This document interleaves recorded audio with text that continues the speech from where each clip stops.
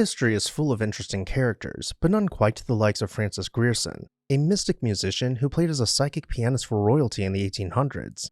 Hi everyone, Ken here. Today we're setting off to San Diego to uncover the tantalizing tale of Villa Montezuma. Hit that subscribe button and let's explore this house.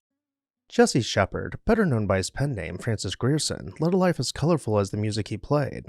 Born in England in 1848, his family moved to the American Midwest while he was still an infant. Blessed with prodigious musical talent, he became a skilled pianist in his youth and set out to Europe as a young man to seek his fortune. There, he performed for nobility, from the Tsar of Russia to the Prince of Wales, and gained fame as a psychic pianist, claiming to channel the spirits of famous composers during his concerts. This blend of music and mysticism made him a sensation in spiritualist circles. He was described as tall, dark, and handsome, with an extraordinary vocal range and piano technique that left audiences mesmerized. A turning point in Shepard's life came in 1885 when he met a Danish-born American named Lawrence Valdemar Tonner.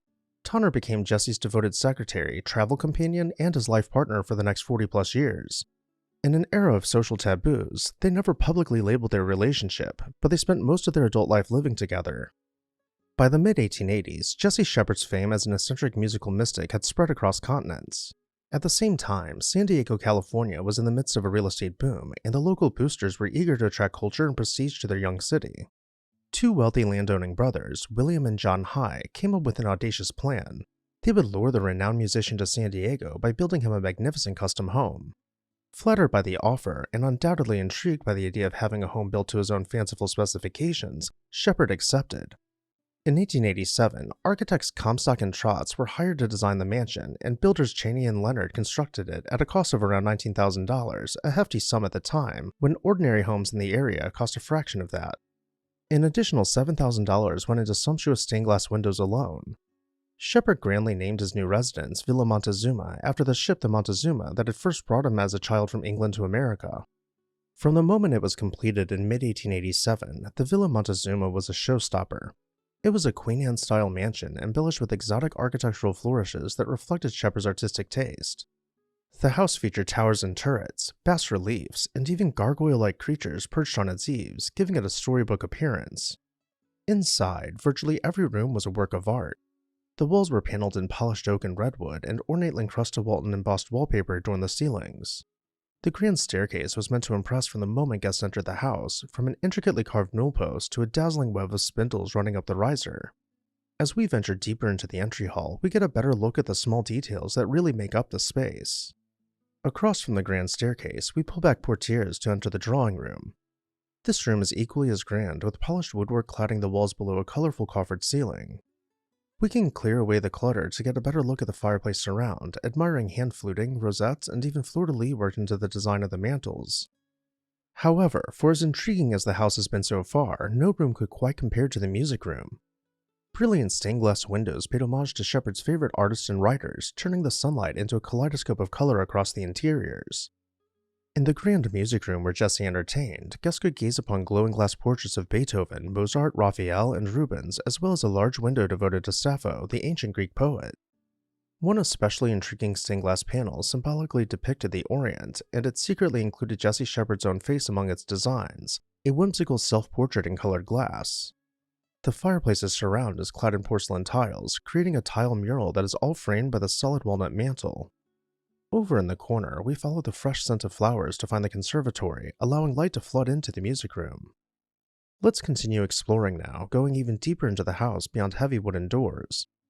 Eventually we find the bedroom, placed precariously on the first floor, a rarity for the times. But perhaps that is because the second floor had a completely alternate use, being mostly reserved for empty space. The lion's share of this level was set aside as a gallery where the couple could display their most prized antiques and artwork away from the clumsy elbows of guests. Living in this palace of the arts, Jesse Shepard wasted no time in making Villa Montezuma the cultural hub of San Diego's high society. He and Lawrence Tonner moved in during the summer of 1887, and almost immediately the mansion became the site of lavish musicales, literary salons, and occult gatherings. By September 1887, after returning from a short trip, Shepard threw open his doors to host his first grand reception in the villa. Contemporary accounts describe how one guest marveled that royalty could be no more grand than the reception Shepard provided. And as for Jesse's music, it defied description.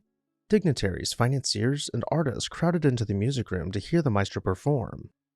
Amid all this musical and social triumph, Jesse Shepard was undergoing a personal evolution as well.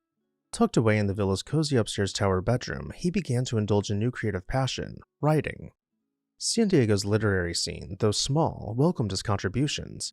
He penned essays and prose poems for a local arts journal called the Golden Era, run by an eccentric publisher who, like Shepard, had been enticed to boomtown San Diego with grand promises. It was during the San Diego period that Jesse Shepard decided to reinvent himself as an author under a new name, Francis Grierson. In early 1888, with Villa Montezuma as his sanctuary, he completed his first book of mystical essays. Ever restless and ambitious, Shepard realized he would need to go abroad to truly launch his literary career, and so, in the fall of 1888, after barely a year in his palace, he and Tonner mortgaged the Villa Montezuma to finance a trip to Paris, where Grierson's first book was published.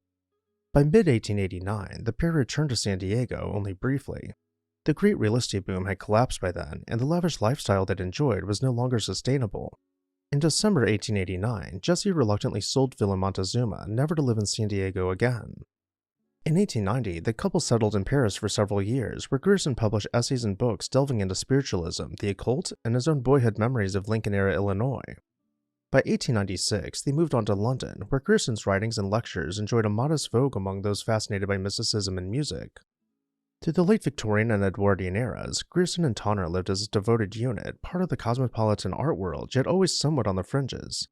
They finally returned to the United States permanently in the 1910s, as Grierson's star was fading. In 1920, the pair settled in Los Angeles, California, which would be their last home. As the 20th century progressed, tastes changed, and Francis Grierson's once esoteric subject matter fell out of fashion. The public was no longer clamoring for seances or spiritualistic concerts. World War I and modernity had shifted the cultural conversation. Grierson's books, such as The Valley of the Shadows and Modern Mysticism, struggled to find an audience. By the 1920s, the former prodigy who had dined with princes and dazzled San Diego society was living in near poverty in LA. Ever-faithful Lawrence Tonner quietly took over the role of provider, working any job he could to pay their bills. It was a humbling reversal of fortunes for both men, one that could have made them bitter, but by most accounts, they remained devoted and hopeful that a comeback was still possible. In the spring of 1927, an old friend and admirer, the writer Zona Gale, decided to organize a benefit event to help the aging Francis Grierson. At 78 years old, his health was failing, but his spirit was unbroken.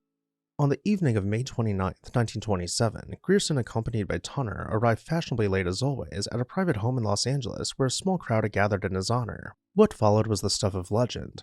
Grierson sat down at the piano, and the years seemed to fall away. He played with the vigor and inspiration of a young virtuoso, charming the audience with anecdotes and music. For his finale, he chose the Egyptian March. As he struck the last resounding chord, Grierson bowed his head and never raised it again. The doctors would attribute it to heart failure, but to those present, it felt like a poetic final act. The mystic musician exiting this life on the final note of his favorite song. Over the ensuing decades, the villa passed through many hands and incarnations. Eventually, it was transformed into a house museum starting in 1972 and has since remained open to the public. And with that, I'll turn it over to you. What did you think about Villa Montezuma? Let me know down below in the comment section. And while you're there, make sure you're subscribed so you never miss an exciting episode of This House.